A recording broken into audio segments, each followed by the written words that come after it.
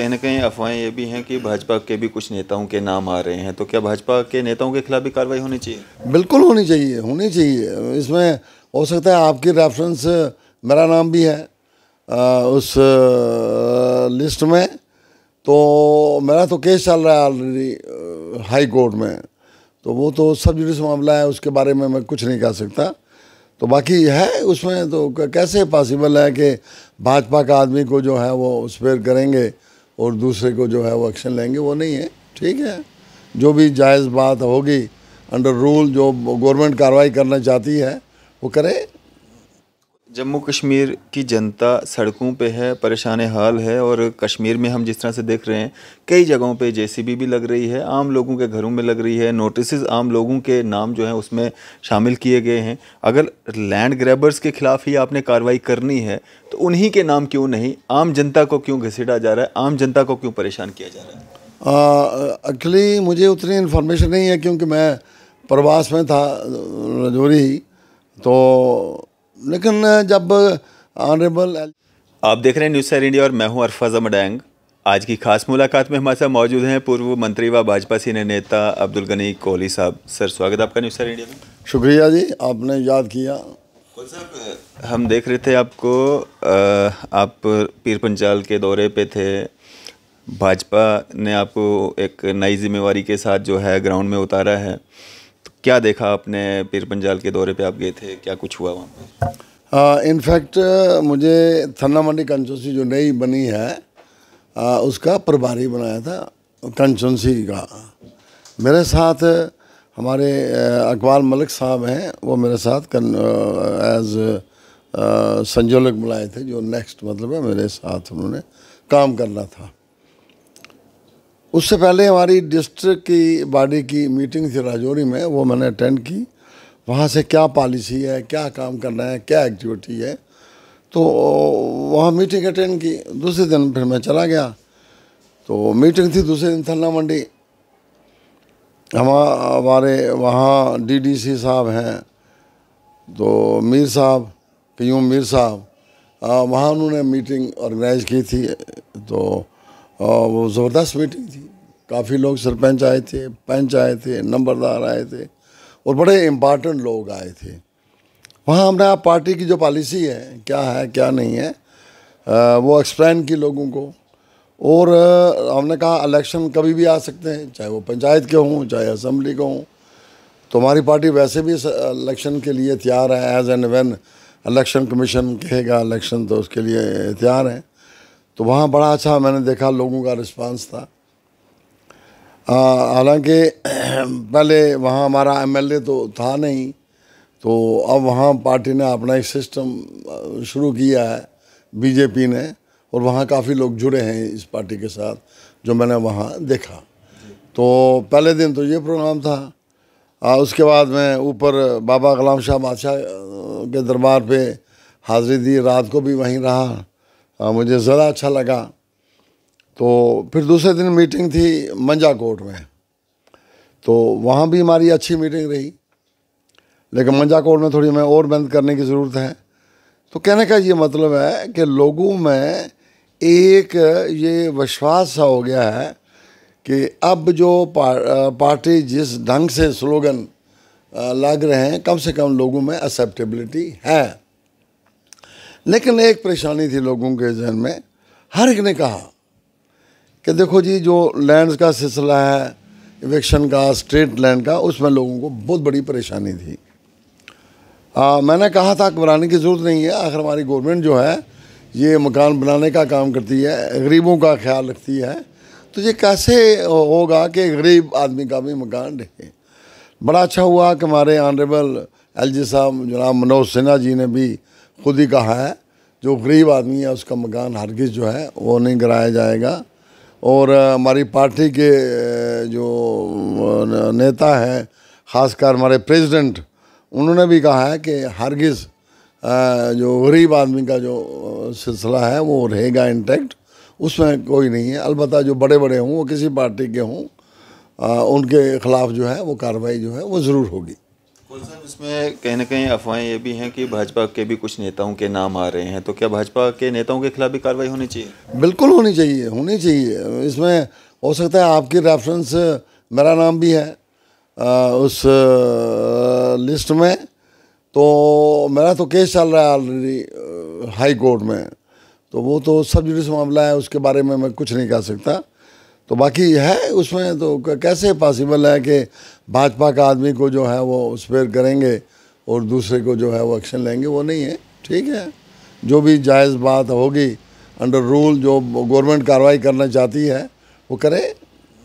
Sir, ये जो जम्मू कश्मीर की जनता सड़कों पे है, परेशान हाल है, और कश्मीर में हम जिस तरह से देख रहे हैं कई जगहों पे जेसीबी भी लग रही है, आम लोगों के घरों में लग रही है, नोटिसेस आम लोगों के नाम जो हैं उसमें शामिल किए गए हैं। अगर लैंड ग्रैबर्स के खिलाफ ही आपने कार्रवाई करनी है तो उन्हीं के नाम क्यों नहीं, आम जनता को क्यों घसीटा जा रहा है, आम जनता को क्यों परेशान किया जा रहा है? एक्चुअली मुझे उतनी इन्फॉर्मेशन नहीं है, क्योंकि मैं प्रवास में था रजौरी, तो लेकिन जब ऑनरेबल एलजी साहब ने कहा है तो मुझे नहीं लगता है कि जो हुआ होगा उसके बाद मुझे नहीं लगता है कि किसी गरीब को छड़ा जाएगा, जो मुझे लगता है। I am hopeful.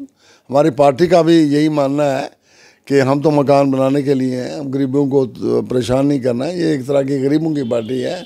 आपको पता है ऑनरेबल हमारे प्राइम मिनिस्टर ने गरीबों के लिए क्या क्या स्कीमें की हैं, वो आपने हज़ारों बारें सुनी हैं। चाहे किसान की बात हो, चाहे शौचालय गरीबों की बात हो, मकान बनाने की बात हो, क्या क्या हेल्थ की बात हो, शादी की बात हो बच्चियों की, तो ये गरीबों को जो है मदद देने की बात है। ये पार्टी जो है इतनी बड़ी स्कीमें हैं वो जो पार्टी ने लॉन्च की हुई हैं, तो चाह जाए कि अगर उधर से हम गरीबों के लिए स्कीमें बनाते हैं और साथ साथ उनको परेशान किया जाए, ये दोनों बातें तो मुनासिब बना बराबर चल सकती हैं ना हैं, तो ऐसी बात नहीं है। ठीक है, जो बड़े लोग हों चाहे कोई भी हो, तो गवर्नमेंट ने जो एक्शन लेना है वो लेगी।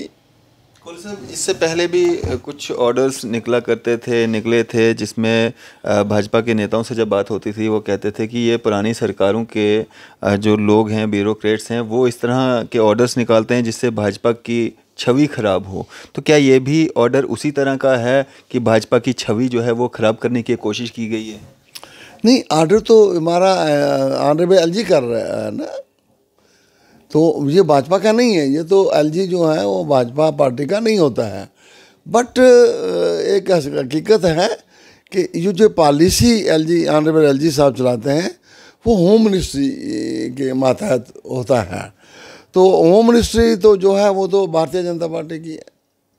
तो ये कैसे पॉसिबल है कि ये जो पुराना जो बात बता रहे हैं कि वो अभी होगी? ऐसे नहीं हो सकता, ऐसे हरगिज़ नहीं हो सकता। नुकसान तो भारतीय जनता पार्टी को ही हो रहा है। भारतीय जनता पार्टी के जो नेता जम्मू कश्मीर में हैं, जब वो लोगों के बीच में जा रहे हैं, लोगों का जो आक्रोश है, गुस्सा है, उसका सामना तो भारतीय जनता पार्टी के नेताओं को ही करना पड़ रहा है। देखिए, जब बातें क्लियर हो गई हैं तो मुझे लगता है बात ठीक हो जाएगी। देर हो सकती है, अंधेर नहीं होगा, ये बताऊँ, अंधेर नहीं होगा इंशाल्लाह। अगर हम बात करें आम लोगों की, आम जनता सड़कों पे है, प्रोटेस्ट कर रही है लगातार, आपकी तरफ से उनको क्या एक मैसेज रहेगा? क्या वो प्रोटेस्ट करना, वो अपने हकों के लिए लड़ना छोड़ दें, भाजपा पे भरोसा करें? और जिस तरह से कश्मीर से कुछ खबरें आ रही हैं, आपके रजौरी पुंछ से खबरें आ रही हैं, नोटिस भेजे जा रहे हैं लोगों को, और कहा जा रहा है कि अगर आपने खुद नहीं हटाया तो आपसे हम वो हटाने का भी जो है पैसा जो खर्च होगा एडमिनिस्ट्रेशन का, रेवेन्यू डिपार्टमेंट का, वो भी लिया जाएगा। तो क्या एक मैसेज रहेगा आपका? देखिए, मैं आपको बताऊं, ये स्ट्राइक तो ये सिर्फ हमारे जम्मू कश्मीर यूटी में नहीं है, ये पूरे कंट्री में है, बल्कि वर्ल्ड में है इस वक्त। अगर आप कहीं इंटरनेशनल न्यूज़ देखें तो आपको मैक्सिमम जो है ये हाई वो की बातें आपको मिलेंगी है।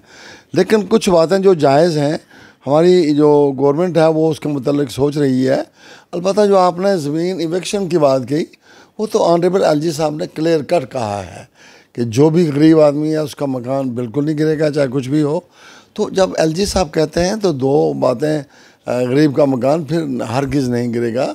जिसके पास बहुत कम ज़मीन है, अपना थोड़े से एक दो माल मवेशी रखे होंगे, थोड़ी सी ज़मीन होगी, मकान है, हरगिज़ वो नहीं गिरेगा, ये मैं आपको यकीन दिलाता हूँ।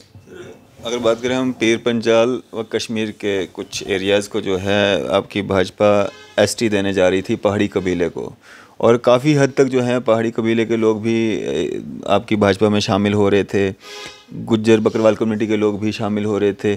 इस ऑर्डर के जारी होने के बाद कहीं वो अगेंस्ट तो नहीं हो गए, एंटी तो नहीं हो गए हैं भाजपा के? नहीं, अगेंस्ट कैसे होंगे? देखिए ना, जब कहते हैं कज़िया ज़मीन बरसर ज़मीन, जब हालात सामने आ जाएंगे, ये ठीक है, मैं आप बिल्कुल ठीक कहते हैं।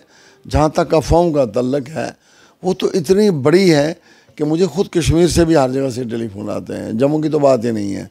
तो लेकिन प्रैक्टिकली ऐसा नहीं होगा, ये मैं आपको यकीन दिलाता हूँ।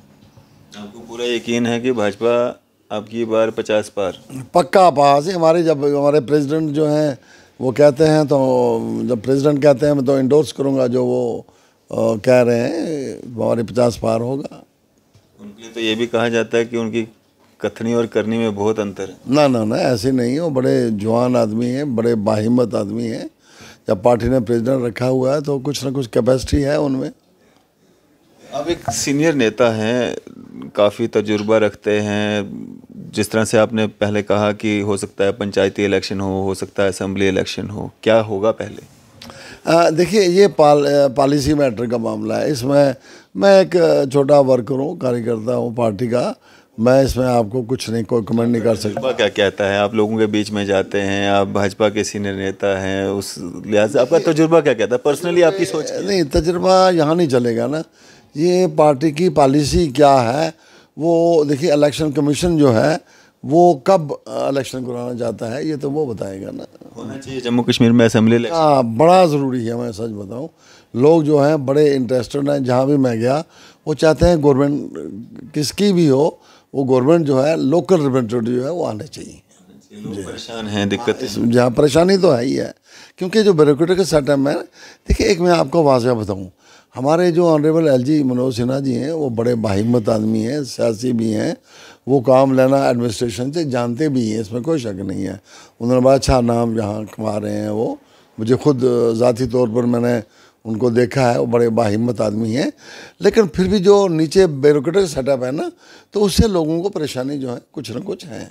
जी जी जी। और साहब, अब बात करेंगे हम जिस तरह से हमारे नौजवान बच्चे बच्चियां जो हैं, कल जिस तरह से जो रिज़ल्ट आया है JKS के, उसमें काफ़ी बहुत बच्चे जो हैं उसमें क्वालिफाई किए हैं। क्या एक मैसेज रहेगा आपका उनके लिए? और ख़ासकर काहरा तरहंकल, जहां पे अभी तक सड़क भी नहीं है, वहाँ से एक ही फैमिली के 3 बच्चों ने जो है, 2 बच्चियां हैं, एक बच्चा है, उसने KS में क्वालिफाई किया है। क्या कहना चाहेंगे?